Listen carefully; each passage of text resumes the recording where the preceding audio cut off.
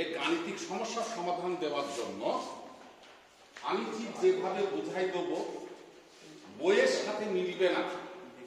তুমি মিল রাখবে শুধু অ্যান্সার, যে ওই অঙ্কটার অ্যান্সার তোমার মিলল কিনা। থিমটা যেটা দেখাবো ঠিক সেই থিম অনুযায়ী তুমি রুম প্র্যাকটিস করবা, নলেজের শেয়ারিং করবা, ইনশাল্লাহ এগুলো হয়ে যাবে।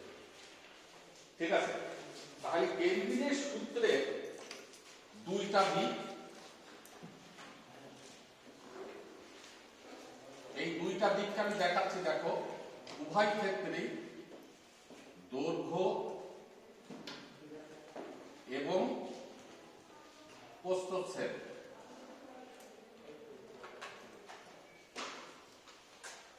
দুইটা দিক কি মনে আছে? কি দুইটা দিক বলছি? একটা হচ্ছে উৎপাদনকারী আর একটা হচ্ছে গ্রাহক। এই হচ্ছে আমার দুইটা সাইড, মানে যাদের জন্য আমি শক্তিটা উৎপাদন করেছি। সেই দুইটা দিকে এই দৈর্ঘ্য প্রস্থচ্ছেদ, এর ক্ষেত্রেও দৈর্ঘ্য এবং প্রস্থচ্ছেদ কি হতে হবে? কি হতে হবে? সমান।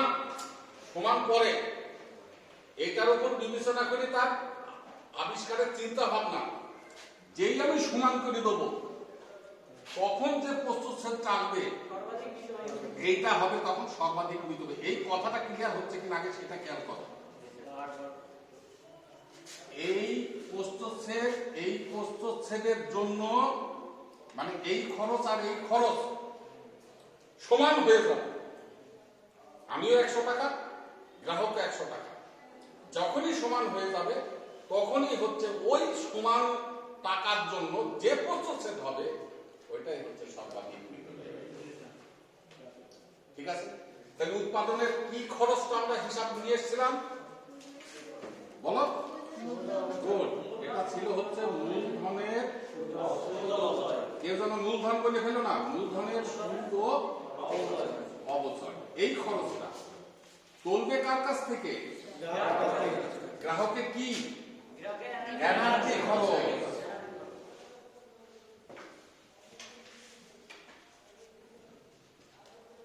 বুঝা গেল কথাটা? তাহলে মূলধনের সুদ অপচয় জনিত যে টাকা, সেই টাকাটা তুলবো কার কাছ থেকে? গ্রাহকের বিদ্যুৎ বিলের মাধ্যমে। সুদা কথা, এনার্জি খরচ মানে কি? বিদ্যুৎ বিলের মাধ্যমে আমি নিয়ে আসবো। বিদ্যুৎ বিলের কি সব টাকাই কি রেখে দেয় না? একটা বিলের যে টাকা তুমি দাও না, আমি গতদিন বলেছিলাম মনে হয়, যে টাকাটা বিভিন্ন উপাংশে ভাগ হয়ে যায়। যেমন কি কি ভাগ হয়? যারা ইঞ্জিনিয়াররা আছে তাদের বেতন আছে, স্থাপনা খরচ আছে, উৎপাদন খরচ আছে, তারপরে সিস্টেমের মেইনটেনেন্সের খরচ আছে। একটা ক্ষুদ্র অংশ কিন্তু সঞ্চিত করে রাখা হয়। সেই ক্ষুদ্র অংশটা বোঝার জন্যই আমি একবারে নিশ্চিত যে এনার্জি খরচের ভেতর থেকে এই খরচটা সে নিয়ে আসবে, পুরো এনার্জি খরচ।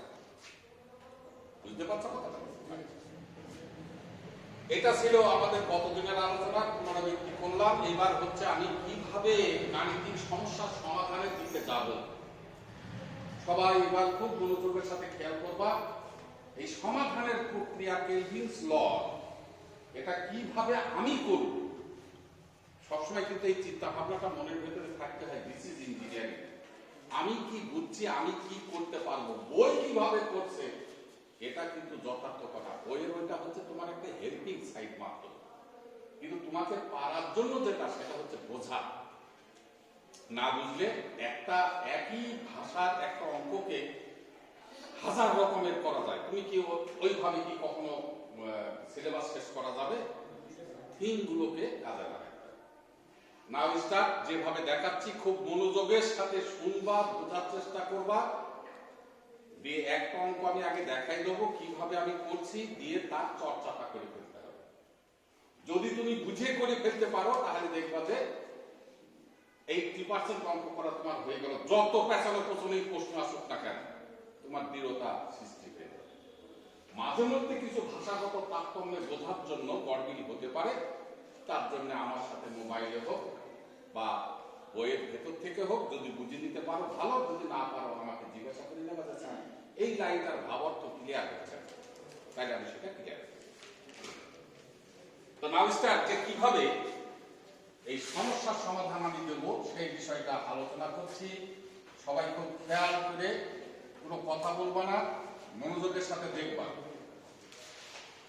কেলভিনের সূত্রের গাণিতিক সমস্যার সমাধানের জন্য তুমি যেটা করবা,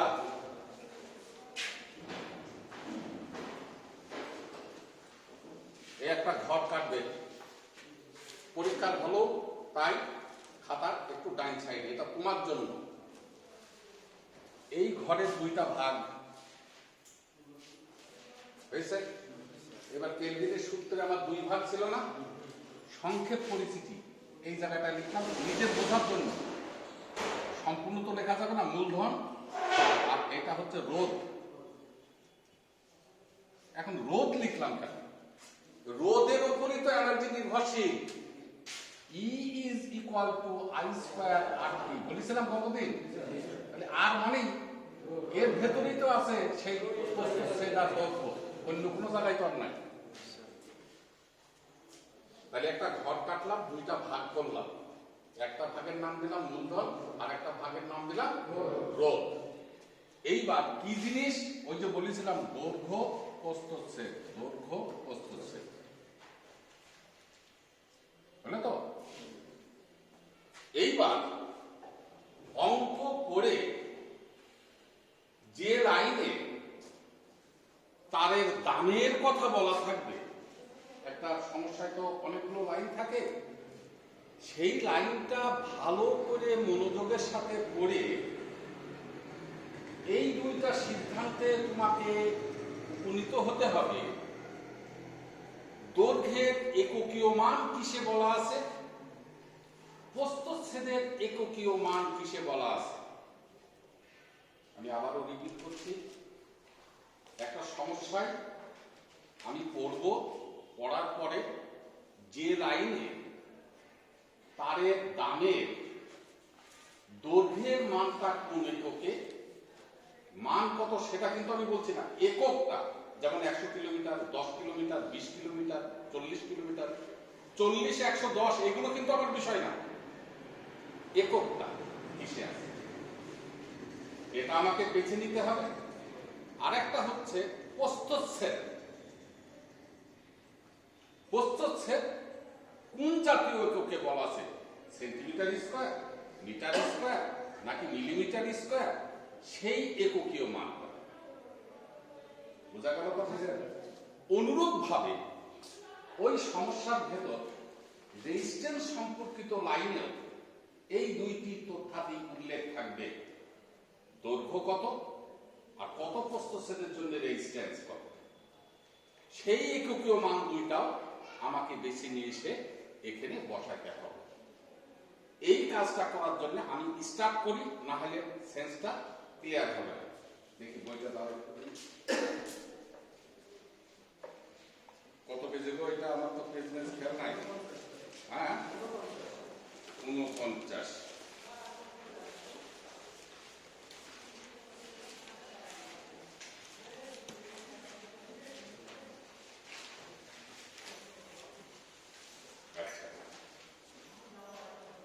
আমি একটা দেখাচ্ছি, সেটার থেকে আগে থিমটা আমরা ক্লিয়ার করে নিই, যে তারপরে যে কোনো আমার উদ্দেশ্য হচ্ছে একটা ভালো করে আগে বুঝিয়ে দিয়ে করে ফেলবো, ওটার সুবিধা দিয়ে অন্যান্য অঙ্কগুলোকে বাস্তবায়ন করার চেষ্টা করব। পেজ নম্বর 4, ঠিক আছে? একটু পেছনের থেকে কেউ এই বইয়ের পেজ নম্বর 4, 50 পেজের পেজ নম্বর 4 বলছি, উদাহরণ 4, ঠিক আছে? একজন একটুখানি জোরে লাউডলি ভয়েসে আমাকে একটু পড়ো, যে কোনো একজন। তোমার মেয়েদের ভয়েস অত ইয়ে না। আচ্ছা, উদ্দেশ্য বিধেয়টা কি, তুমি কি জন্য পড়বা খেয়াল আছে? ওই লাইনটা, সব লাইনই তুমি পড়ো, আমরাই কিন্তু বেছে নিতে পারবো যে কোন লাইনে তারের দামের কথা বলা আছে। নাও স্টার্ট। একটি 500 ভোল্টের 2 কোর ফিডার কেবল 4 কিলোমিটার লম্বা এবং এটি সর্বোচ্চ 150 অ্যাম্পিয়ার কারেন্ট সরবরাহ করে। এর চাহিদা এমন যে এতে বাৎসরিক কপার লস 6 বার যাবত ফুল লোড কারেন্ট প্রবাহের ফলে উৎপন্ন হয়। 1 কিলোমিটার লম্বা ও 1 বর্গ সেন্টিমিটার প্রস্থচ্ছেদ বিশিষ্ট কন্ডাক্টরের রোধ 0.5 0.17 ওহম। প্রতি মিটার কেবলের খরচ স্থাপন সঙ্গে টাকা 130 এ প্লাস 24 এ বর্গ সেন্টিমিটারে কেবলের বস্তু সেল। সুদ ও অবচয় খরচ 10%। প্রতি একক বিদ্যুৎ ইউনিটের খরচ 5 পয়সা। সর্বাধিক ইকোনমিক্যাল প্রসেসে বের করুন। বাস। ও পড়েছে বিভিন্ন লাইন, আমরা কি একটু মনোযোগী হয়েছি কিনা? ওই বিভিন্ন লাইনের ভেতরে দেখো একটা লাইন কিন্তু তার আছে, তুমি কি খুঁজে পাবা যে লাইনে তার দামের কথা বলা আছে? হ্যাঁ, ওই পড়ো, ওই লাইনটা স্টার্টিং থেকে পড়ো, ওই লাইনটা প্রতি মিটার কেবলের খরচ সংস্থা আস্তে। হ্যাঁ, খুব মনোযোগ, এই জায়গাটাই কিন্তু অঙ্ক। প্রতি মিটার কেবলের খরচের কথা বলা আছে, মানে দাম প্রতি মিটার। তাহলে মিটার জিনিসটা কি? দৈর্ঘ্য। কয় মিটার সেটা কিন্তু আমি লিখবো না, আমি লিখবো তার এককটা। তাহলে আমি দৈর্ঘ্যের এককটা পেলাম মিটার, এটা ঠিক? এই জায়গাটা কোনো সন্দেহ আছে? প্রতি মিটার কেবলের খরচ, তাহলে আমি একক থেকে এককটা পেয়ে গেলাম, দৈর্ঘ্যের একক মিটার। হ্যাঁ ঠিক। তারপর 130 এ যোগ 24 আমাদের তারপরে এ বর্গ সেন্টিমিটারে কেবলের বস্তু সেল। এ সমান বর্গ সেন্টিমিটার। তার মানে এটা কিসে বলেছে সে? বর্গ সেন্টিমিটার। তাহলে আমি লিখলাম এ, এইটুকুই কথা বলে না কেউ, এইটুকু যে আমি যেটা শেখাতে চাচ্ছি, যে আমি অঙ্কের বিভিন্ন লাইন পড়ে যে লাইনে তার দামের কথা বলা আছে সেই লাইন থেকে তার দৈর্ঘ্যের এককীয় মানটা লিখব, প্রস্থচ্ছেদের এককীয় মানটা লিখব। এই যে আমি লিখলাম, এই জায়গাটাই কারো কোনো আপত্তি আছে কিনা বুঝতে? কিন্তু বোঝা মিলে পড়া পড়বো না, তাহলে কিন্তু খেয়ে হারিয়ে যাবে। মনোযোগের সাথে আমি বারবার বলছি, কোনো আপত্তি আছে? এইবার দেখো তার ঠিক ওপরের লাইনে রেজিস্ট্যান্স সম্পর্কিত তথ্যাদি দিয়ে আছে কিনা পড়ো। 1 কিলোমিটার লম্বা ও 1 বর্গ সেন্টিমিটার। বাস, 1 কিলোমিটার লম্বা। তাহলে রেজিস্ট্যান্সের ঘরে এসে কিন্তু দৈর্ঘ্য চেঞ্জ হয়ে গেল, কিলোমিটার। লেন্থটা হচ্ছে কিলোমিটার। ও 1 বর্গ সেন্টিমিটার। এক আমার দরকার নেই, এককটা হচ্ছে বর্গ সেন্টিমিটার। তাহলে রেজিস্ট্যান্সের মানের ওই লাইন থেকে অনুরূপ ভাবে এই দুইটার এককীয় মান চিনে নিতে আমাদের কোনো অসুবিধা হলো কিনা? হয়েছে? ঠিক তো? এবার বসো। এইবার ঘরের ভেতরে তুমি তাকাবে, তাকিয়ে দেখো একটা গড়মিল অবস্থা পরিলক্ষিত হচ্ছে। সেটা কি? কথা বলবা না। এই এ আর এই এ দেখো সেম একক, কিন্তু এই লেন্থ আর এই লেন্থ কিন্তু সেম একক নয়। একটা মিটারে দেয়া আছে, একটা কিলোমিটারে দেয়া আছে। এইবার শুনো কথাগুলো। এককীয় মান ভিন্নতা রাখা যাবে না, এক জাতীয় এককে করতে হবে। এ তো আমার এক জাতীয় আছে, এর গায়ে হাত দিচ্ছে না। দৈর্ঘ্য কি হচ্ছে? একটা মিটার, একটা কিলোমিটার, মানে দুইটা দুই রকমের। তাহলে দুইটা দুই রকমকে একরকম করার চিন্তা ভাবনা করতে হবে। কিভাবে? হয় কিলোমিটারকে মিটারে নিয়ে যেতে হবে, না হয় মিটারকে কিলোমিটারে নিয়ে যেতে হবে, তাহলে তো এক হয়ে যাবে। এই কথা ক্লিয়ার?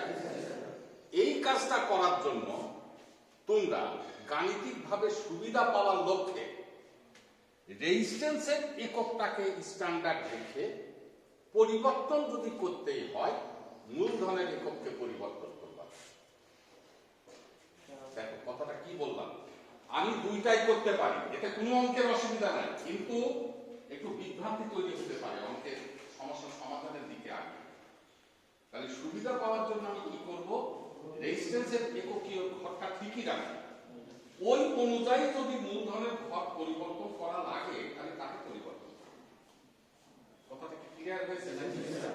তাহলে এখন আমি দেখতে পাচ্ছি মূলধনের যে মিটার এককটা আছে ওইটাকে কিলোমিটারে নিয়ে যেতে হবে। এরিয়া তো দুইটারই সেম, এখানে তার কোনো সমস্যা নাই। তাহলে এটাও কিন্তু একটা শিক্ষণীয় বিষয় হলো যে ঘরের থেকে কি শিক্ষা দিতে হবে আমার, উভয়েরই এককীয় মানগুলো যেন এক জাতীয় হয়।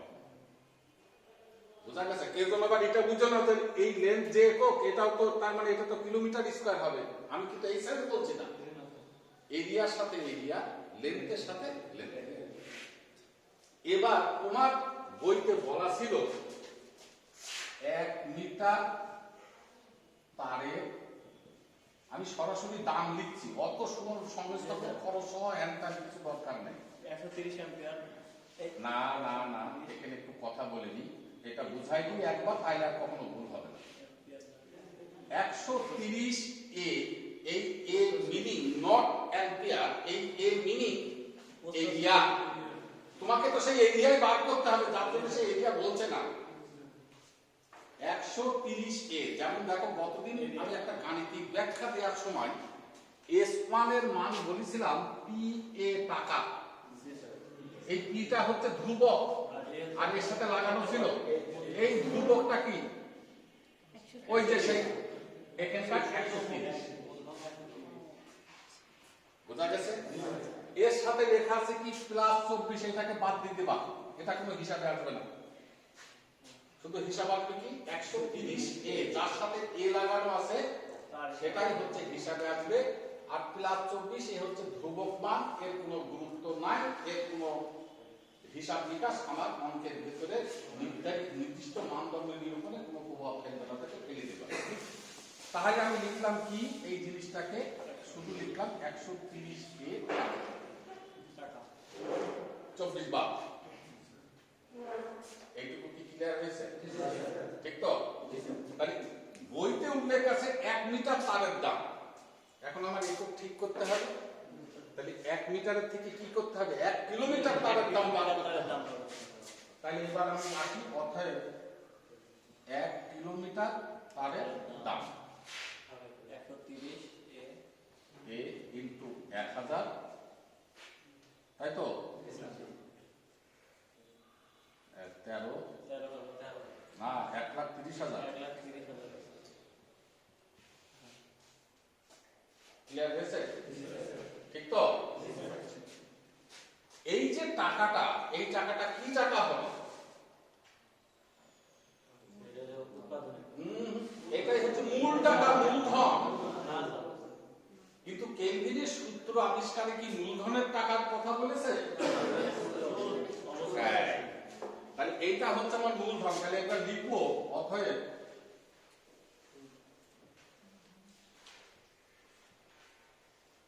মূলধনের সুদ ও অবচয়। দেখো সুদ অবচয়ের একটা পার্সেন্টেজ বলা আছে 10%। তাহলে মূলধন এর সুদ অবচয়, তাহলে মূলধন কত আমার? 30,000 এ। এই এটা কিন্তু কেউ লিখতে ভুল করবে না, এই কিন্তু লেগেই থাকবে, কারণ এই তো আমাকে নির্ণয় করতে হবে। বোঝাচ্ছে কথা? ইনটু 10%।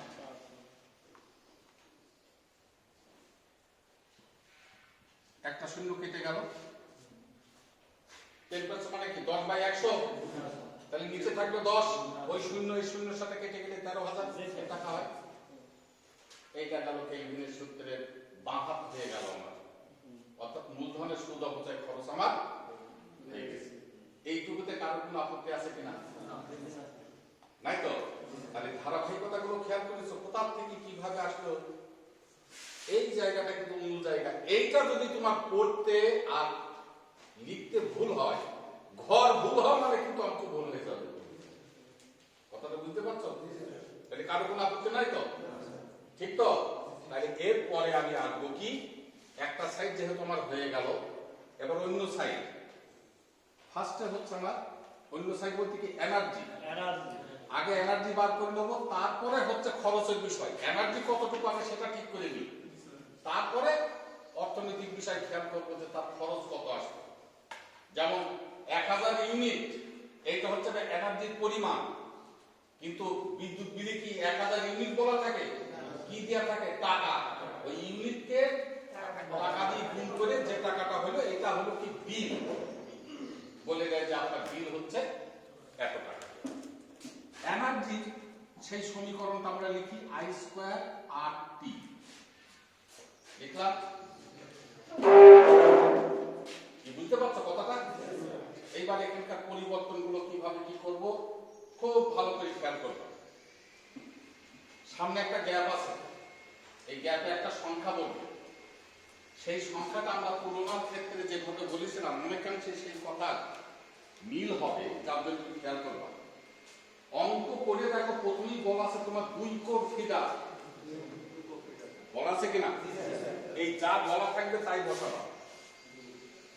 2 যদি বলতো 3 কোর ফিডা 3, যদি বলতো 3 ফেজ 3, যদি বলতো এক ফেজ 2, যদি কিছু বলা না থাকতো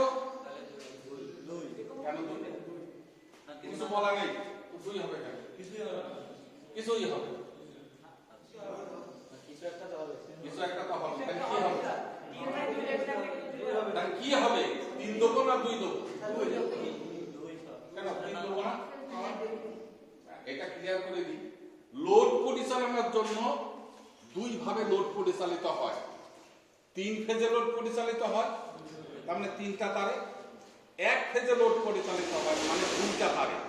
1 ফেজ মানে কিন্তু একটা তার না, 1 ফেজ মানে হচ্ছে 2টা তার। তাহলে অঙ্কের ভেতরে যদি কখনো কোনো তারের সংখ্যা বা ফেজ বা ফিডা এইগুলো উল্লেখ না থাকে, কিছু যদি উল্লেখ না থাকে, তুমি 2 ধরবা। ঠিক আছে? অর্থাৎ সিঙ্গেল ফেজ লাইন। আবার অনেক সময় লোডের আকৃতি দেখেও একটা ধারণা করে নিতে হয় যে 2 হবে না 3 হবে। যেমন ধরো 10 কিলোওয়াটের একটা মোটর, কিন্তু তার সংখ্যাটা আমরা কিছু বলা নেই। এখন যদি তুমি 2 দাও, অঙ্ক যে হবে না তা না, তবে তুমি চালাকিতে ঠকে গেলে। যেমন আমাকে দেখে যদি কেউ বলে 5 বছর বয়স, কিছু বলা নেই, মানে কথাটা তো বলতে পারে কিনা, কথাটা ঠিক হবে। আকৃতি দেখে অনেক সময় একটা সেন্সকে ডেভেলপ করে নিতে হয় যে এটা কয় ফেজ, সেখানে বলা না থাকলেও অবস্থা ভেদে তার পরিবর্তনটা কখন করতে হয়। সেটা বিশেষ ক্ষেত্রে প্রযোজ্য, সর্বক্ষেত্রে নয়। সর্বক্ষেত্রে যেটা প্রযোজ্য সেই কথাটা বলে দিলাম। কিছু বলা নেই, 2, যা বলা থাকবে তাই। এই অবস্থায় আমি যে 2 লিখেছি, এখানে কোনো অসুবিধা আছে কিনা? ক্লিয়ার হয়েছে? এইবার এর সাথে গুণ দেবো একটা 10 টু দি পাওয়ার -3। অর্থটা কি? কিলোওয়াট করার জন্য আবার না, আচ্ছা আবার যে বলেছে, কে বললো বা আবার কিভাবে বললে তুমি? কিলোওয়াট হবে, আবার নিয়ে আসলে কেন? এটা বলে চলে আসছে, আমি তো আর বলতে তাহলে ওর সাথে ঘটা করতে হবে। আবার নেনা লাগবে স্যার, আমরা একটা সময়ের ঐক্য হচ্ছে, আওয়ার আছে, মিনিট আছে, ঘন্টা আছে, সেকেন্ড আছে, দিন আছে, মাস আছে, তুমি আবার নিয়ে আসলে কেন?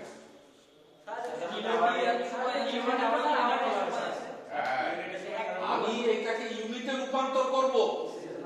ইউনিটের ভিতরে এককীয় কথা, ইউনিট তো প্রচলিত কথা, এর ভেতরে টেকনোলজির যে প্রচলিত কথা যার নাম হচ্ছে কিলোওয়াট আওয়ার। আমি 10 টু দি পাওয়ার -3 দ্বারা গুণ করা মানে 1000 দিয়ে ভাগ, ওয়াটকে 1000 দিয়ে ভাগ করলে কিলোওয়াট হয়ে যায়, কিলোওয়াট হয়েছে। আর টাইমটা মাস্ট নিতে হবে in hour for convert unit or kilowatt hour, না হলে তো ইউনিট কথা লিখতে পারবো না। এইবার এইটা হওয়ার পর আমি লিখলাম কিলোওয়াট আওয়ার বা ইউনিট। নাকি তাও বোঝা যায় না? তাহলে গাণিতিক মান কত হবে সেটার কথা বলেছি। 10 টু দি পাওয়ার -3 মানে ওয়াট থেকে কিলোওয়াটে যাওয়ার জন্য পাশে লিখবো কি কেডব্লিউএইচ, অন্য কোনো একক না, না হলে তো আমি ইউনিট কথা লিখতে পারবো না। হ্যাঁ, বোঝা গেছে? এই জন্য এটা করা। ক্লিয়ার হয়েছে কথা? এইবার আমি একটা ডান দিকে দাগ দিলাম। এখানে যে 3টা অ্যালফাবেটিক্যালি অবস্থান করছে তাদের মানদণ্ডগুলো ডান দিকে দেখব। ফার্স্টে কি আছে? কারেন্ট। এইবার দেখো তোমার কারেন্ট বইয়ের ভেতরে বলা আছে একটা 150 অ্যাম্পিয়ার। মানে কারেন্টের মান হচ্ছে 150 এএমপি। কেউ আবার ভুল করে এখানে বড় হাতের এ লিখো না, তাহলে ওই এর সাথে এ, ওই যে যেমন কিছুক্ষণ আগে একটা ছেলে বললো না 130 এ মানে ওই অ্যাম্পিয়ার করে ফেলেছে, কারণ এটা প্রচলিত দাগ তো এ মানে হচ্ছে অ্যাম্পিয়ার, বি মানে ভোল্ট, কিন্তু সব জায়গায় তো আবার একই সেন্স কাজ করবে না, এই জন্য খেয়াল করাচ্ছি। তারপরে রেজিস্ট্যান্স, রেজিস্ট্যান্স দেখো তুমি মান পেয়েছো 0.17, এটা পেয়েছো তো? এবার সবাই একটু মনোযোগী হও, কি লিখছি আমি। 1.7 লেখার পর তার নিচে একটা এ দিয়ে দেবে, রো এল বাই এ। মূলধনে যেমন তোমার এ ছিল, এনার্জিতে তোমার এ আসবে না, সেই এনার্জি এটা কোথায় লুকিয়ে আছে? রেজিস্ট্যান্সের ভিতরে। দেখাবো কি ভাবে গাণিতিক সমস্যা সমাধান দেওয়ার জন্য যে মানটা বলা আছে 0.17, তার নিচে লিখবো কিন্তু এ, এটাই কিন্তু রেজিস্ট্যান্স। এটা বুঝছে কিনা তা কি জানি। 0.17 বাই এ, এই এটা কিন্তু গাণিতিক সমস্যার সমাধানের দিক নির্দেশনা স্বরূপ আমি দেখালাম, যেন লিখতে ভুল না হয়, তাহলে কিন্তু অঙ্ক হবে না। বুঝা গেছে? এইবার টাইম, টাইম দেখো তুমি পড়ে একটা জায়গা পেয়েছিলে বছরের 6 মাস যাবত ফুল লোড কারেন্ট। আমি বলছি বলে না, তুমি দেখো না এই কথাটা লেখা আছে 6 মাস। তাহলে 6 মাস মানে কি করতে হবে? 365 গুণিত 24, তাহলে ঘন্টা হলো তাকে 2 দিয়ে ভাগ। এটা মনে বুঝতে পারছেন না, 6 মাস না, তাহলে 365 গুণিত 24, তার মানে কি 24 ঘন্টা হয়ে গেল বছরে, ভাগ 2, তাহলে 6 মাসে। এটা হতে পারে, বা 8760 ঘন্টায় 1 বছর। কারণ এই গাণিতিক মানটা আমার সব পরীক্ষার হলে মনে নাও থাকতে পারে, তাহলে সরল প্রকৃতি দেখালাম, ভাগ 2, কথা এক। তাহলে এখন রেজাল্ট কত আসলো দেখো, একটু ক্যালকুলেটর চাপ দাও।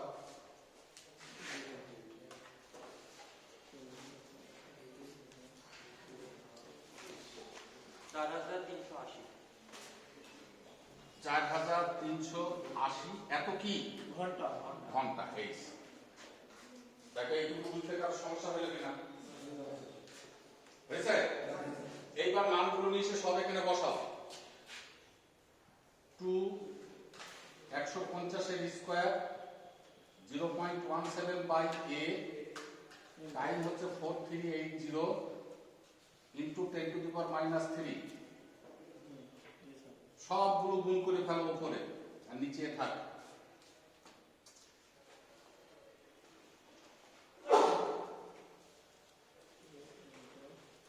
দুইজন চাপ দিও, যেন রেজাল্ট ভুল হয় না।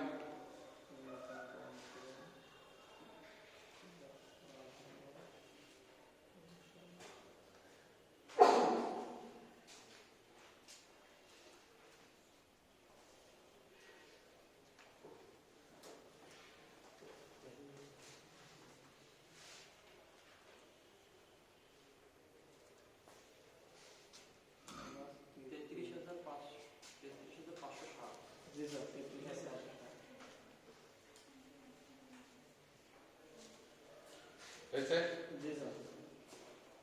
এটা তো আর এই গুণ করাটা তো আর শেখানোর কিছু নাই। বাইরে এককটা কি হবে? ইয়েস, এখন ইউনিট। আর কেডব্লিউএইচ বলবো না, লিখতে পারো, অসুবিধা নেই। এইটা সমান এনার্জির পরিমাণ। এইবার হচ্ছে, আচ্ছা ঘরটা থাক, তাই না? এরপরে কিন্তু হ্যাঁ না, এইবার আমি আসবো এনার্জি খরচ। এবার মূল্যে রূপান্তর করছি। 33560 বাই এ। এবার দেখো 1 ইউনিটের দাম তোমার বলা আছে 5 পয়সা। তাহলে পয়সা জিনিসটা রাখা যাবে না, এটাকে টাকায় নিতে হবে। তাহলে 5 পয়সাকে কি করব? ভাগ 100। তার মানে একে 0.05 দিয়ে গুণ করে ফেলো।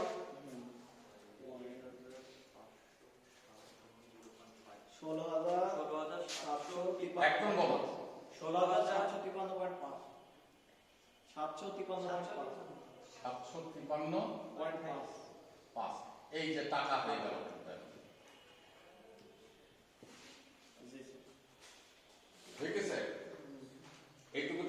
অসুবিধা আছে? তাহলে আমরা কি কেলভিনের সূত্রের দুইটা দিক পেয়ে গেছি। দেখো, মূলধনের সুদ অপচয় পেয়েছি, গ্রাহকের এনার্জি খরচ পেয়েছি। এইবার সর্বাধিক মিতব্যয়ী প্রস্থচ্ছেদ বার করতে হবে। তাহলে শর্ত কি? তাহলে ওই কথাটা এক্সামিনারকে বলে দাও যে কেলভিনের সূত্রানুসারে মূলধনের সুদ অপচয় খরচ সমান গ্রাহকের এনার্জি খরচ। কথাটা লেখো, কেলভিনের সূত্রানুসারে।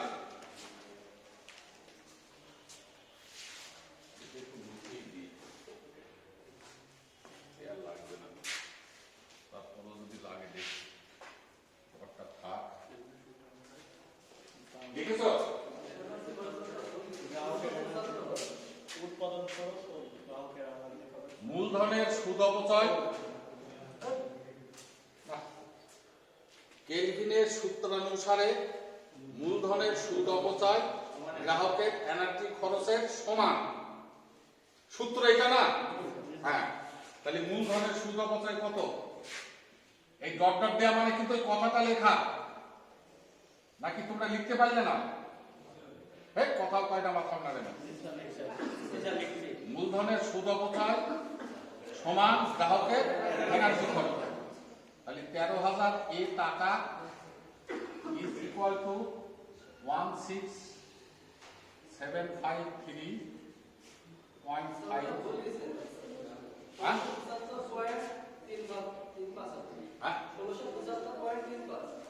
1675 পয়েন্ট।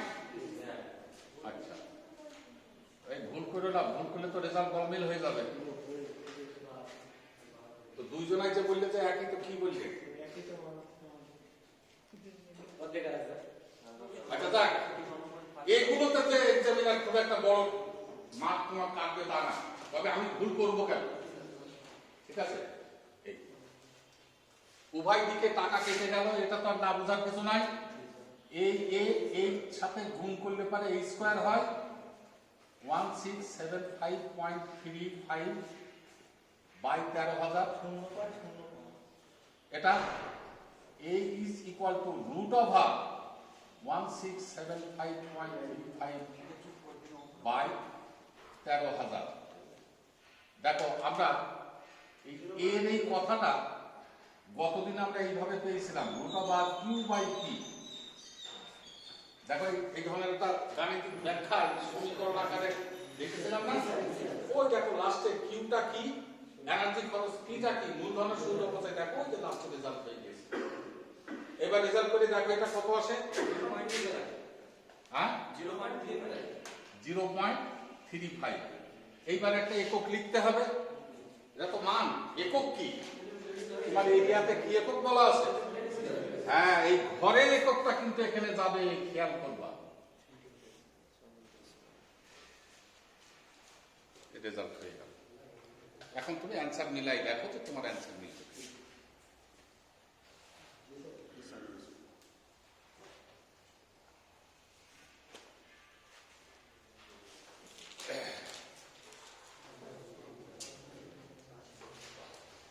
আগে দেখো যে আমি কোনো আপত্তিকর লাইন আছে কিনা বা বুঝতে পারোনি। যদিও এই কথাটা এমতো অবস্থায় তোমার মন থেকে না আসাটা অত্যন্ত স্বাভাবিক। প্র্যাকটিস সেশনের মাধ্যমে কিন্তু অনেক প্রশ্নের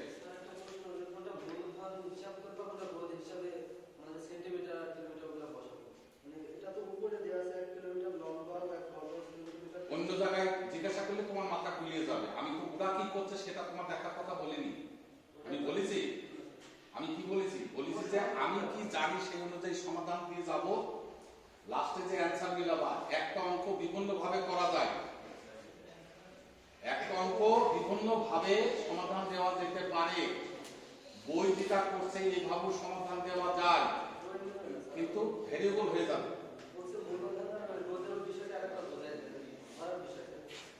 কি বোঝাবো এখন? বোঝানো বলতে তো অনেক কথা, কি কোন জায়গাটা তোমার ক্লিয়ার করতে হবে।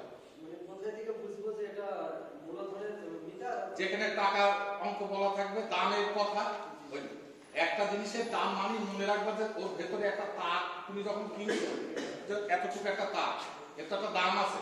তো দামটা কিসের উপরে নিয়েছে দোকানদার? দৈর্ঘ্যের উপরে নিয়েছে, আর ওর ভেতরে খেয়ে আছে তার উপরে। এক গজ তার, একটা ফ্লেক্সিবল আর একটা হচ্ছে একটু মোটা, দেখবেন যে দামটা চেঞ্জ হয়ে গেছে। তাহলে দামটা কিসের উপরে হচ্ছে? দৈর্ঘ্য আর প্রস্থ হচ্ছে।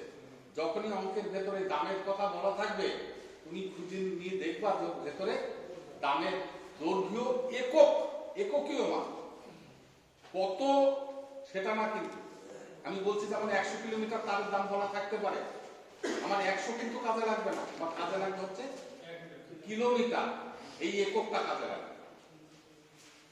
বুঝতে পারছো কথাটা? আবার এরিয়ার ক্ষেত্রে এরিয়াটা কিসে? সেন্টিমিটার স্কয়ার নাকি মিটার স্কয়ার নাকি মিলিমিটার স্কয়ার, সেই এককীয় মানটা তোমার খাতে। আর একটা দেখাই দেখি।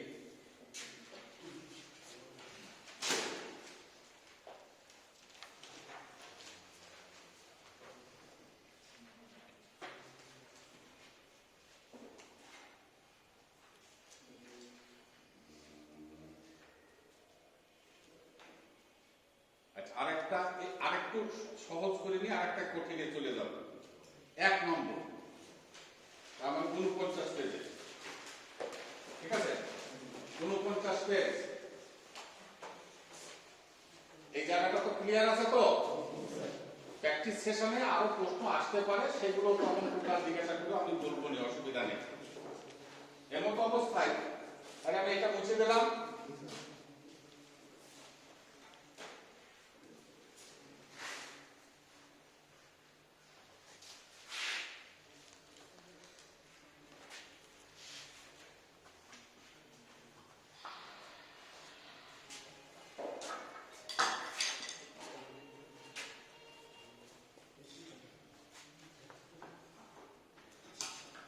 ওইটা একটু রেডি হয়ে থাকবে, এককীয় মানটা বসাবো। এবার অঙ্ক পড়ার পর না পড়ো।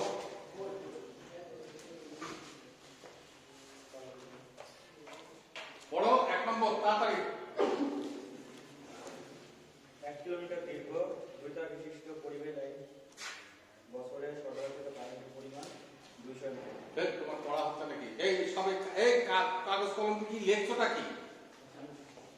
লেখার আগে পড়াটা ক্লিয়ার হয়ে যাও। আমি তো এখন শিখাচ্ছি, লেখাটা তো আমার অ্যাকসেন্টও লিখতে পারবা। স্টার্ট।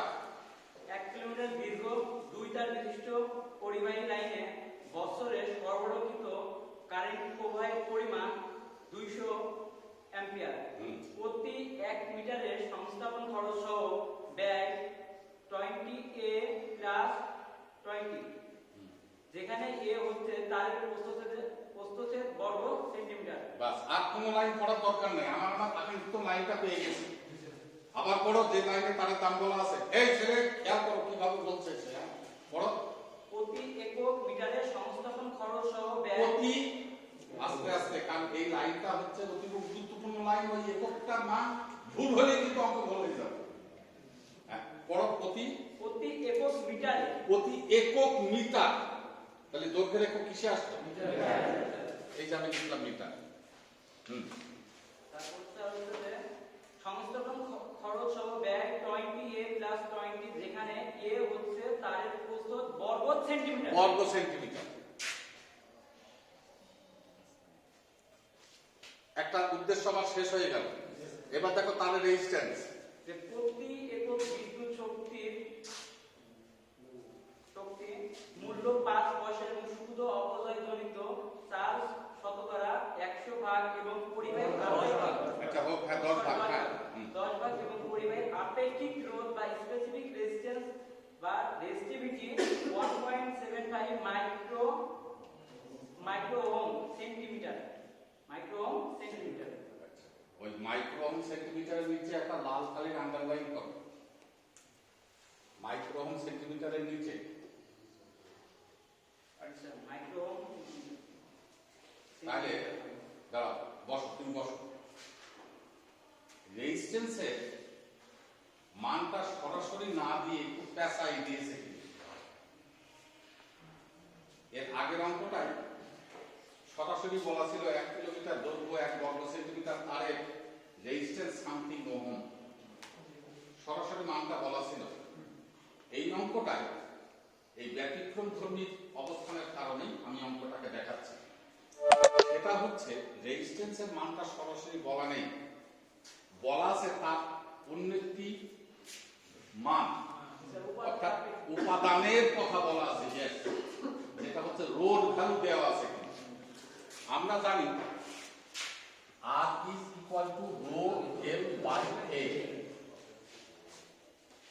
ঠিক আছে? সেখানে দেখো তুমি কি পড়লে, কি জানো পড়লে বলো, একটা মান পড়েছো না, একজন বলো 1.10 to the power -6 পড়া হয়নি। ওহমের পরে একটা সেন্টিমিটার লাগানো আছে, আরে এটা না হলে তো রো রো হবে না, শুধু ওহম হলে তো রেজিস্ট্যান্স হয়ে যেত। এইবার এটার ভাবার্থ বলছো কিনা কেউ, কি ভাবার্থ? 1.73 আমরা যে পদার্থটা নিব ওই পদার্থ 1 সেন্টিমিটার কেটে নেব এবং 1 সেন্টিমিটার যে রোধটা আসবে উপাদানে সেটা হচ্ছে স্যার আমাদের হচ্ছে আপেক্ষিক রোধ। না, কথা এখনো ক্লিয়ার হয়নি। ওই 1 সেন্টিমিটারকে নিয়ে ঘনক তৈরি করতে হবে। ঘনকের দুই তলের এই ঘনকটা দুই তলের যে রেজিস্ট্যান্স হবে সেটা হচ্ছে এই মান। এই 1 সেন্টিমিটার, এইটা হচ্ছে আমার 1 সেন্টিমিটার। এইবার এইটাকে আমি ঘনক তৈরি করলাম, এই যে ঘনক, এইটা হচ্ছে 1 সেন্টিমিটার, এইটা 1 সেন্টিমিটার, তারপরে কি এইটা 1 সেন্টিমিটার, তাহলে সবগুলো কি 1 সেন্টিমিটার 1 সেন্টিমিটার 1 সেন্টিমিটার। এর দুই তলের যে মধ্যবর্তী রেজিস্ট্যান্স এটাই হচ্ছে রোধ।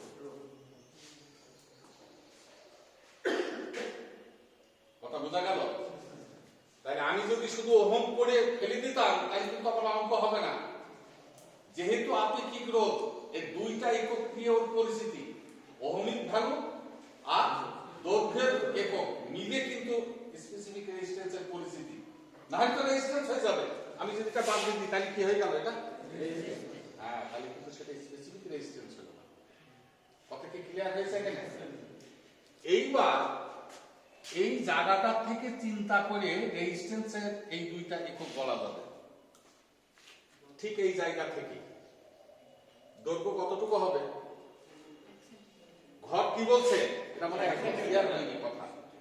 দৈর্ঘ্য 1 সেন্টিমিটার, প্রস্থ 1 সেন্টিমিটার, উচ্চতা 1 সেন্টিমিটার বিশিষ্ট কোন একটি ঘনকের দুই বিপরীত তলের রেজিস্ট্যান্স, স্পেসিফিক রেজিস্ট্যান্স। মান কত নির্ভর করবে কি উপাদান, তামা না অ্যালুমিনিয়াম, তার উপর। যে উপাদানই হোক রেজাল্ট হচ্ছে কত? 1.73 × 10⁻⁶। আমি তো মান নিয়ে কোনো চিন্তা করছি না, আমার দরকার হচ্ছে একক। তাহলে 1 সেন্টিমিটার দৈর্ঘ্য, তাহলে দৈর্ঘ্য কি সেন্টিমিটার একক। 1 সেন্টিমিটার দৈর্ঘ্য আর 1 সেন্টিমিটার প্রস্থ যদি হয়, এরিয়া কি হবে? 1 বর্গ সেন্টিমিটার। তাহলে এরিয়া আসলো আমার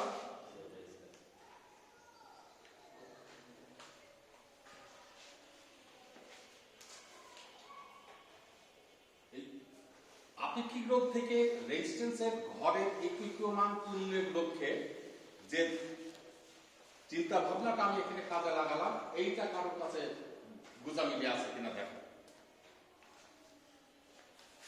রোধ কথা বলা আছে, এইটুকু চিনতে কোনো অসুবিধা আছে? আপেক্ষিক রোধ যেহেতু, তবে রোধ লেখার সময় যাবে শুধু ওহম লিখো না, ওর সাথে দৈর্ঘ্যের এককটা লিখবে। তাহলে ওহম সেন্টিমিটার, তাহলে সেন্টিমিটার যেহেতু লেখা আছে তাহলে দৈর্ঘ্য কত? এককটা হচ্ছে সেন্টিমিটারে, এরিয়াটা কি হবে? যদি বলা থাকতো ওহম মিটার, এরিয়াটা মিটার স্কয়ার। যদি বলতো ওহম মিলিমিটার, দৈর্ঘ্যটা মিলিমিটার, এরিয়াটা মিলিমিটার স্কয়ার। কি ক্লিয়ার হয়েছে কথা? এইবার দেখো ঘরের ভেতরে গড়মিল আছে কিনা। আবারও দেখতে পাচ্ছি এরিয়া সেম একক, লেন্থ কিন্তু গড়মিলে। বোঝা গেল কথা? তাহলে এখন উদ্দেশ্য কি? রেজিস্ট্যান্সের এককটাকে ঠিক রাখবো, মূলধনের এককটাকে চেঞ্জ করার ক্ষেত্রে আমরা চেঞ্জ করবো মূলধনের। তাহলে দাম দিয়ে আছে 1 মিটার তারের দাম, হ্যাঁ কত আছে? 28। পরেরটা ফেলে দাও, পরেরটা কোনো দরকার নাই। বোঝা গেল কি বুঝতে পারিনি? আমি পরেরটা লিখিনি কিন্তু। এইবার আমাকে বানাইতে হবে কি 1 সেন্টিমিটার তার। কি হবে?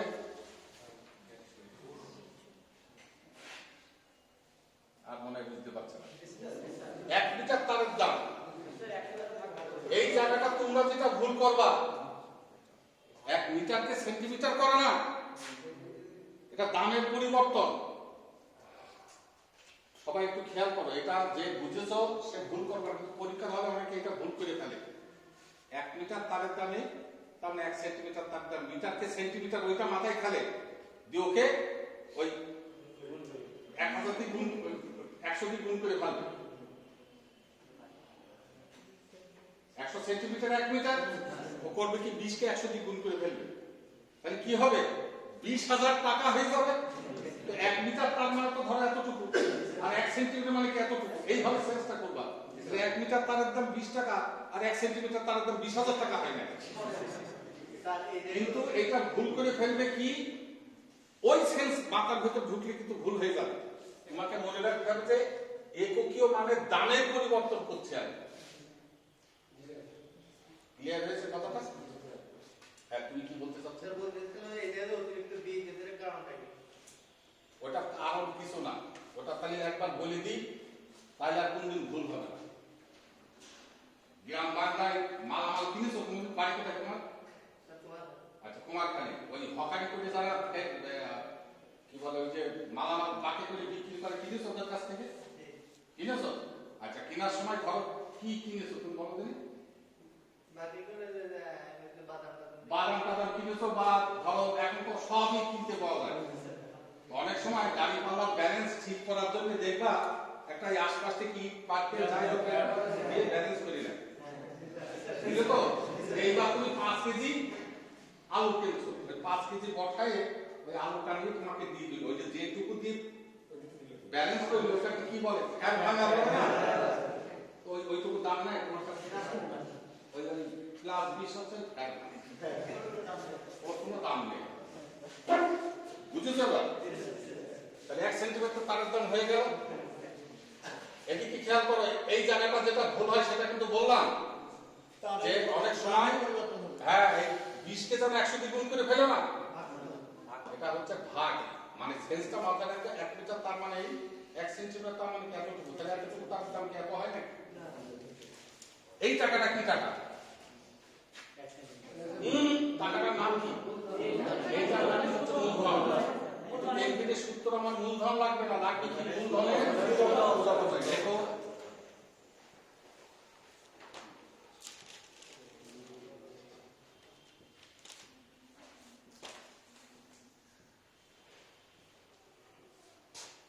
মূলধন হচ্ছে 0.20A। এইবার সুদ অপচয় দেখো কত বলা আছে, শতকরা 10 10%, তাহলে এটা আসলো 0.020A টাকা।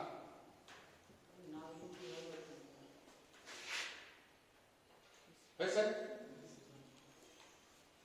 না বোঝার তো কিছু নাই, মূল টপিক বলা শেষ। এরপরে কেলভিনের আরেকটা সাইড, এনার্জি। আগে এনার্জির পরিমাণ বার করব। এনার্জির সমীকরণ কি? I স্কয়ার RT ইনটু 10⁻³ একবারে লিখে দিলাম এত ইউনিট। আরে বলে দিয়েছে দুইটা তাহলে 2 বসাই দেব।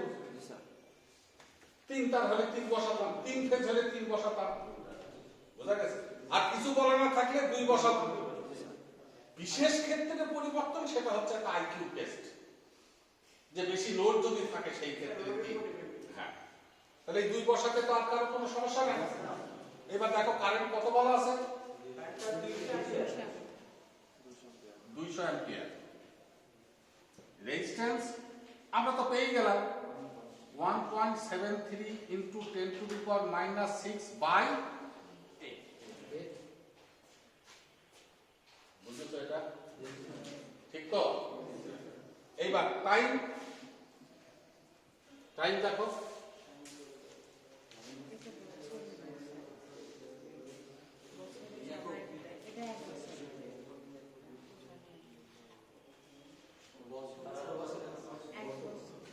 তাহলে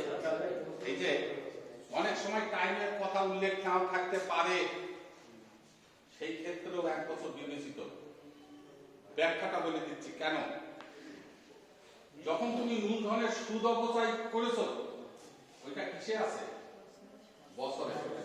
যার জন্য যদি অঙ্ক করে দেখা যায় যে আমি সময়টা কোনো জায়গায় পেলাম না, 6 মাস না 3 মাস নাকি, তাহলে তুমি বিবেচনা করবে 1 বছর। মনে থাকলো কথাটা? কিন্তু বুঝাবিনে পড়া পড়ে কিন্তু আমরা যে 1 বছর লিখবা না, লেখা আছে 6 মাস আর তুমি ধরেছো 1 বছর, তাহলে কিন্তু অঙ্ক গেল। তাহলে কি হচ্ছে আমাদের 8760 আবার। কি এখানে কোনো সন্দেহ আছে? এবার মানগুলো নিচে সব বসাবো। 2 × 1.73 10⁻⁶ কিন্তু টাইম হচ্ছে 10⁻³ টাইম হচ্ছে 8760।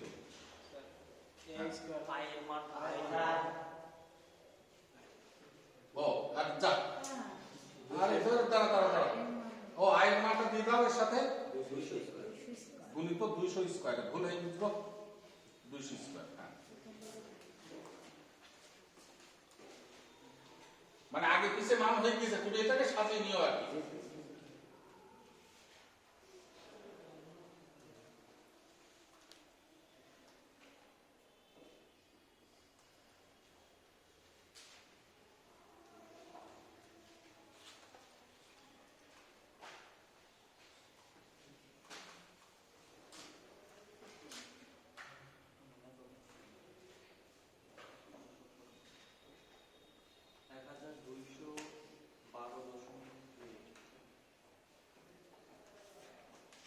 না হয়নি, দেখো আরেকজন দেখো। হ্যাঁ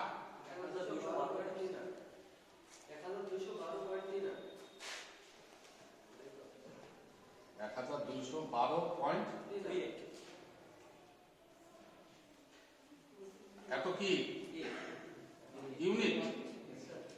এইবারও এনার্জি খরচ বাদ করে ফেলো, অর্থাৎ এনার্জি খরচ। দেখো একটা পয়সার কথা বা টাকার কথা বলা আছে, দিয়ে দাও।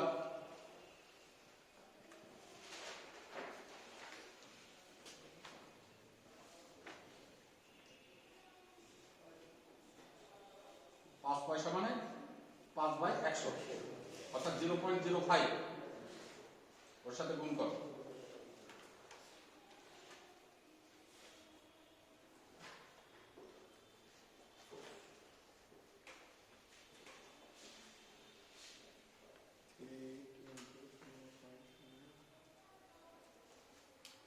স্যার 60.619 60.61/a এত। এবার টাকা হয়ে গেল।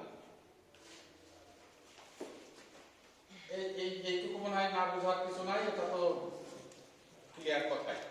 এবার আবার ওইভাবে লেখো, কেলভিনের সূত্র অনুসারে মূলধনের সুদ অপচয় গ্রাহকের এনার্জি খরচ।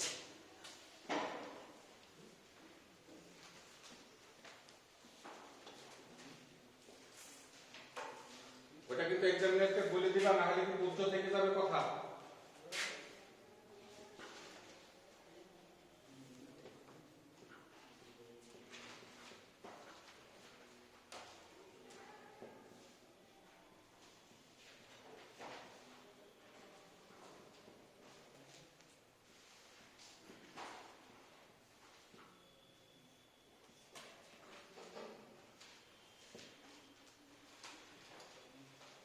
এবার এটা ভাগ করে দেখো, 60.61 ভাগ 0.020,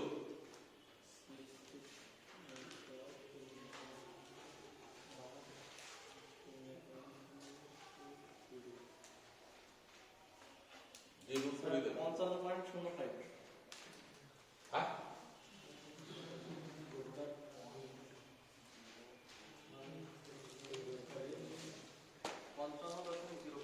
দেখো, এবার রেজাল্ট দেখো কত আছে। আরে তোমাদের কোন জায়গা ভুল হচ্ছে দেখো, এই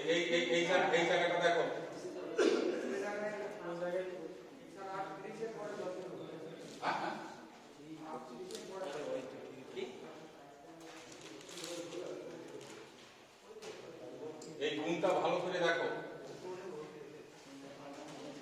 আমার তো মনে হচ্ছে এই গুণটা যেন ঠিক আছে। হ্যাঁ? 1.1 হচ্ছে না? তো এটাই তো বলছি। আরেকবার দেখো না, আমি বলছি বলে ঠিক করতে হবে এমন কোনো কথা আছে?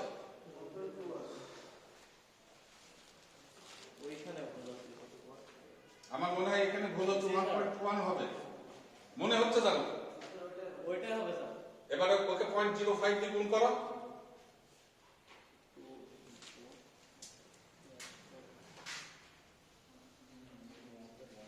ওয়ান পয়েন্ট টু ওয়ান কে 0.05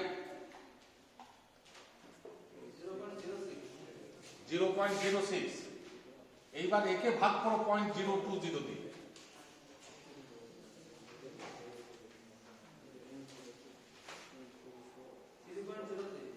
এইবার দেখো বইয়ের রেজাল্ট কি আছে। এইবার দেখো ওদের সাথে মিলেছে কিনা। তুমি তাহলে গাণিতিক মান ভুল করলে তো তোমরা নিজেরাই ভাবতে যাবে। এটা 1 পয়েন্ট হবে, হ্যাঁ, আর এইটা আসবে তোমার 0.06, ঠিক আছে, দিয়ে তোমার রেজাল্ট আসবে 1.74। এখন একক কি হবে? এই যে সেন্টিমিটার।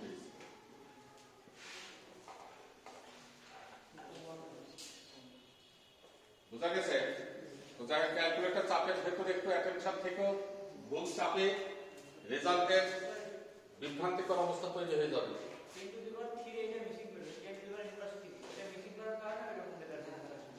যাই হোক, ওই মিসিং এর জন্যই তো তুমি যে পারো না সেটা তো না, কিন্তু ঘটনা হচ্ছে তোমার ওই একটু ব্রেন ইরোরের কারণে একটা রেজাল্টের তারতম্য হয়ে যাবে, তখন তুমি নিজেই ঘাবড়ে যাবে।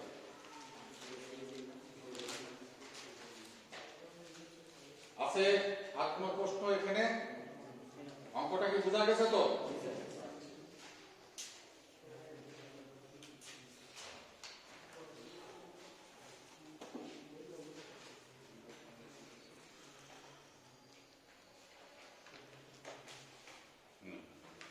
দুই নম্বর, এর ভেতরে একটু দেওয়া আছে, জায়গাগুলো ক্লিয়ার করি।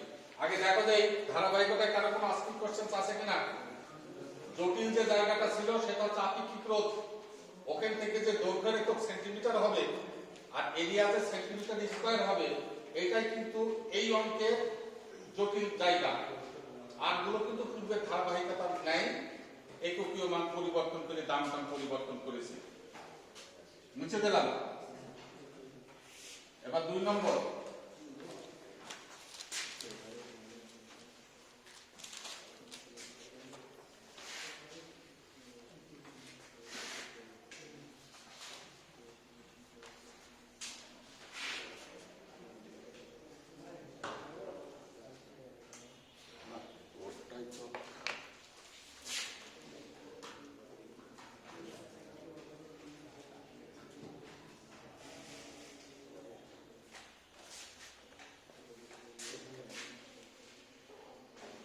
আচ্ছা আমরা ঘর কেটে নিলাম, নিয়ে এবার আবার পড়া শুরু করছি।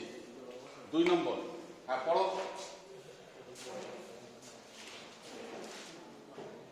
একটি ওভারহেড লাইনের প্রাথমিক খরচ 2000 এ ইকুয়াল বর্গ সেন্টিমিটার এর লাইন তারের প্রস্থের। বাস, প্রথম লাইনেই তোমার দামের কথা তুমি পেয়ে গেছো। কথা বলে না, প্রথম লাইনেই তুমি দামের কথা বলেছো। তাহলে আরেকবার পড়ো। একটি ওভারহেড লাইনের প্রাথমিক খরচ 2000 এখানে বর্গ সেন্টিমিটার। হ্যাঁ স্যার, সেটা বর্গ সেন্টিমিটারে। তাহলে এখন দৈর্ঘ্য কত?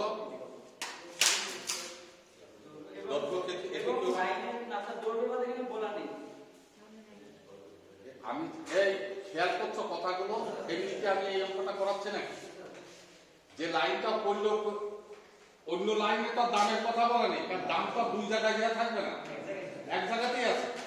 কিন্তু সেই ওভারহেড লাইনের দৈর্ঘ্য কতটুকু দেখো, সেটা এককীয় মান কত সেটা বলা নেই।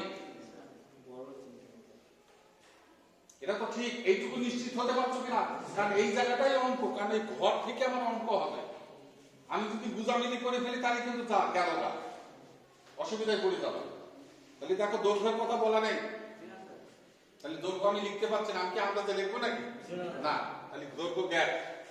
এরিয়াটা বলা আছে বর্গ সেন্টিমিটার। এই যে আমি কাজটা করলাম, এগুলো খেয়াল করো। একটা ওভারহেড লাইনে তার দাম বলা আছে, দৈর্ঘ্য যে কতটুকু এটা মিসিং ডাটা, এটা বলা নেই, তাই বলে আমি আন্দাজে তার বসাতে পারবো না। বোঝা গেছে? প্রস্থচ্ছেদের ক্ষেত্রফলের এককীয় মান বলা আছে বর্গ সেন্টিমিটার, যার জন্য আমি লিখেছি, সমস্যা নেই। এইবার রেজিস্ট্যান্সে চলে যাবে। এবং লাইনের বাকি সুদ অবস্থায় 8%। প্রতি একক বিদ্যুৎ খরচ 5 পয়সা এবং প্রতি কিলোমিটার দৈর্ঘ্যে প্রতি বর্গ সেন্টিমিটার তারের প্রস্থচ্ছেদে রেজিস্ট্যান্স 0.18 ওহম। বাস, রেজিস্ট্যান্সের লাইন পেয়ে গেছি। এবার দৈর্ঘ্যের একক কিলোমিটার, এরিয়া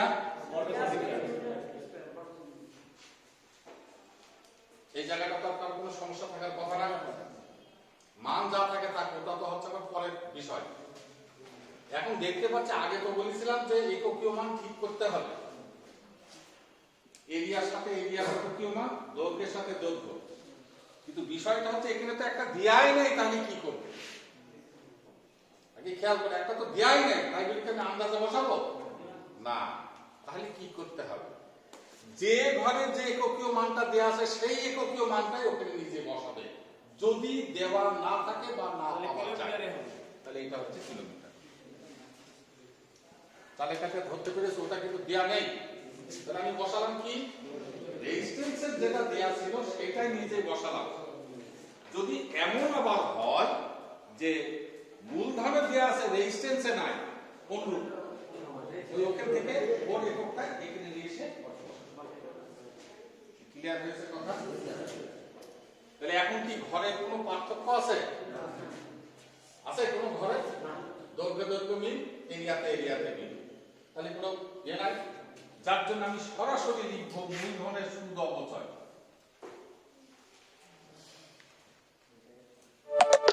দেখো এই জায়গাটা আবার বুঝতে অসুবিধা হলো কিনা, সরাসরি লিখছি মূলধনের সুদ অপচয়। এইবার মূলধন কত বলা ছিল? 2000 এ 8%। 8% মানে 2 8 দুগুণে 16, 160 এ তাই হয়। ঠিক আছে, তাহলে মূলধনের সুদ অপচয় একবারই পেয়ে গেলাম। এইবার হচ্ছে আমার এনার্জি।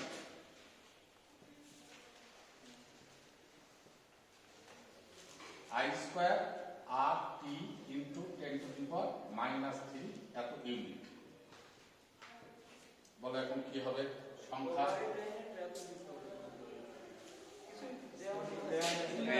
কিছুই দেওয়া নেই, তাহলে কি আসলো আমার? 2। বোঝা গেছে? ওই যে স্টার্টিং এ আমি অঙ্কে বললাম না যে যদি কিছু দেওয়া না থাকে, না লোডের সেটা মান দেখে সেটা এখন না। এবার কারেন্ট কত? কারেন্টটা এখানে বলেছে যে কারেন্টের 60%। কারেন্ট দেওয়া আছে, ওই জায়গাটা আন্ডারলাইন করো, ওই লাইনটা।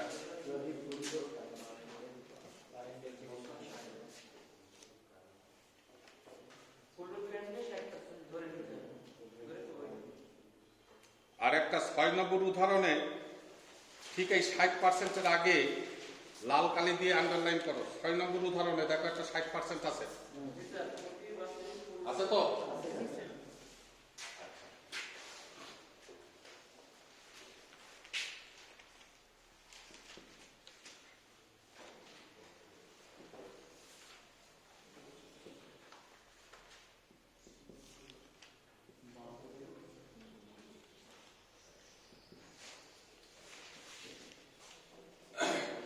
বর্তমানে আমরা যে অঙ্কটায় অবস্থান করছি, যে লাইনটা বলা আছে, লাইনটা খুব গুরুত্বের সাথে পড়ো। যদি ফুল লোড কারেন্ট বছরে 60% ধরে প্রবাহিত হয়। আরো মনোযোগ দিয়ে পড়ো, একটুখানি উজ্জ্বল হচ্ছে পড়া। যদি ফুল লোড কারেন্ট বছরে ওই জায়গাটায় জোর দাও, এমনি করতে বলছি বলেছি না, যদি যদি ফুল লোড কারেন্ট বছরে বছরের 60% করে প্রবাহিত প্রবাহিত হয়, ওই লাইনটার ভেতরে দুইটা তথ্যাদি মিশে আছে, যদি ফুল লোড কারেন্ট। আরে যদি ফুল লোড কারেন্ট মানে আপনি কি কত নেই, ওই যদি ফুল লোড কারেন্ট মানে এটাই হচ্ছে আমার ফুল লোড কারেন্ট ধরে নিলাম, ফুল লোড কারেন্ট মান জানি না, কিন্তু আমি বসাতেও পারবো না, হয়েছে? বছরে বড় বছরে বছরে 60% ধরে এইবার দেখো তোমার টাইম কিন্তু বলা নেই অঙ্কের ভেতরে, ওই যে বললাম না ওই পার্সেন্টেজ ভ্যালুর ভেতরে দুইটা অর্থ জড়িয়ে আছে। এই দেখো মান দিয়ে কি করবা তুমি আগে বোঝো। ফুল লোড কারেন্ট বছরে 60%, তাহলে দেখো টাইমটা কি বলছে, বছরের 60%। ফুল লোড কারেন্ট কি নেই, তাহলে বছরের 60%, বছর কত 8760 ইনটু 0.6, এখান থেকে সময়টা পেয়ে যাবে। হ্যাঁ সময়টা পেয়ে যাবো। দেখো কত আছে,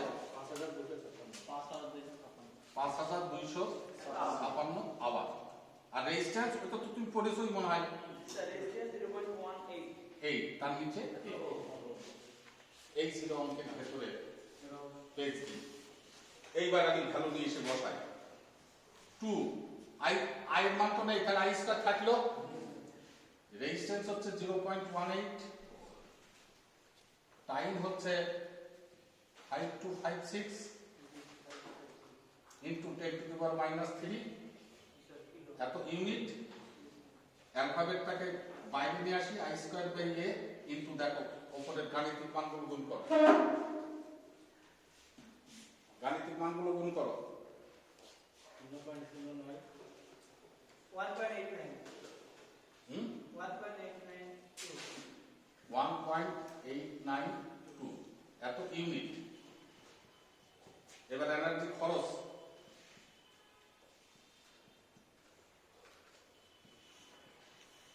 I square by A into 1.892। এখন দেখো ইউনিট খরচ 0.05 টাকা, ওর সাথে 0.05 গুণ করে দাও,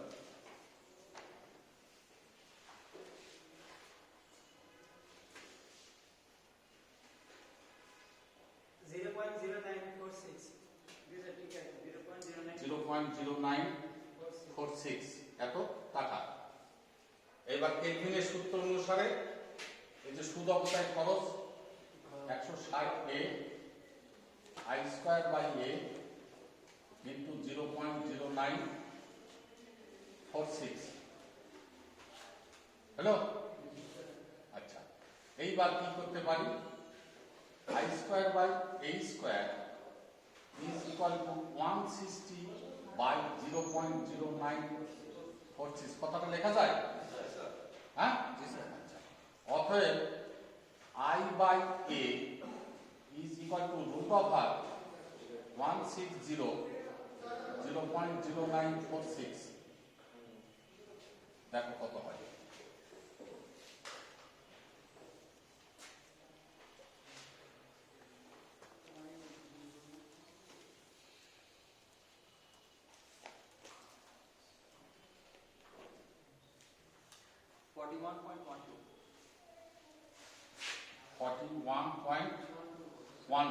এখন একক লেখার সময় একটুখানি আমি বলে দিই, মনে হয় অনেকে ঘাবড়ে যাচ্ছ যে এ আবার কি আসছে, কিছুই না। অঙ্কের চাওয়া প্রশ্নটা পড়ো। তবে লাইন তারের জন্য অর্থনৈতিক কারেন্ট ডেনসিটি, এটা হচ্ছে কারেন্ট ডেনসিটি, এটার নামই হচ্ছে কারেন্ট ডেনসিটি। প্রত্যেকটা ক্ষেত্রে বলে যে কোনো টাইম করবে সেই কারেন্ট ডেনসিটি। আই বাই এ প্রতি একক ক্ষেত্রফলের মধ্যে দিয়ে যে পরিমাণের কারেন্ট প্রবাহিত হয়, তাহলে তার গাণিতিক প্রকাশ কি, আই বাই এ, এর নামই হচ্ছে কারেন্ট ডেনসিটি। যেহেতু মিতব্যয়ী প্রস্থচ্ছেদ এখানে জড়িত, এর নাম হচ্ছে মিতব্যয়ী কারেন্ট ডেনসিটি, অর্থনৈতিক কারেন্ট ডেনসিটি ইত্যাদি কথা। এখন একক কি, উপরে আছে কি এ, নিচে আছে কি আই, নিচে আছে এ, আই এর একক কি বাই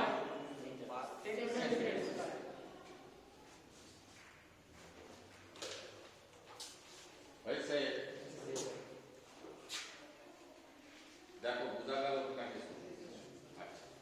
এরপরে বলেছিলাম আরেকটা জায়গায় যদি বলে থাকে কারেন্টের 60%, যেটা 6 নম্বরের নিচে দাগ দিলাম আমি, ওই লাইনটা পড়ে দেখো।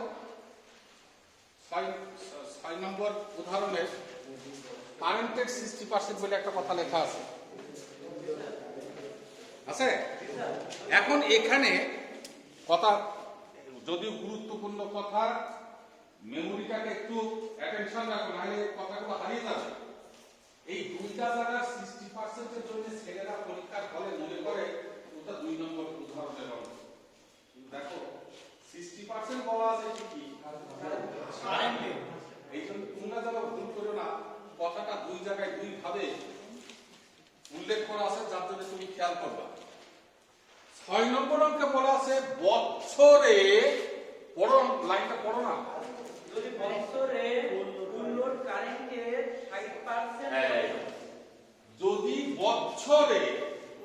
বছরে মানে টাইম 1 বছর, ফুল লোড কারেন্টের 60%, তখন ওই ক্ষেত্রে সে কি পরিবর্তন হবে? ফুল লোড কারেন্টের 60%, তার মানে 0.6 আই হবে। আর বছর কি হবে? বছর কি হবে? 8760 থাকে। ওই অঙ্কটাকে তো প্র্যাকটিস করতে হবে। আচ্ছা স্যার, এখানে যে আই যদি বছরে ফুল লোড কারেন্টের 60%, তাহলে বছর ঠিক আছে। ফুল লোড কারেন্ট কি আমি তো মান জানি না, যাই হোক না কেন তার 60%, তাহলে যাই হোক না কেন, সেই যাই হোক না কেন তার নাম ধরলাম আয়। তাহলে আয়ের 60% কি হবে? 0.6। তাহলে আয়ের জায়গায় হবে আমার 0.6, আর টাইমের জায়গায় হবে 876। বোঝা গেছে কথা? হ্যাঁ, এবার কি বলতে চাচ্ছিলেন?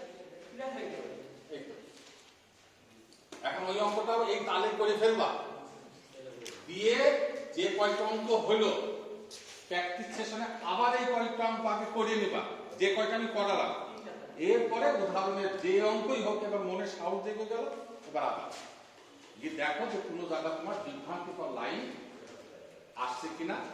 এই বোঝা গেছে? তাহলে আজকে এই পর্যন্ত থাকলো। ইনশাআল্লাহ আগামী দিন আমরা পাওয়ার ফ্যাক্টর উন্নতিকরণের অধ্যায় নিয়ে আলোচনা করবো। বোর্ডটা মুছে দিও।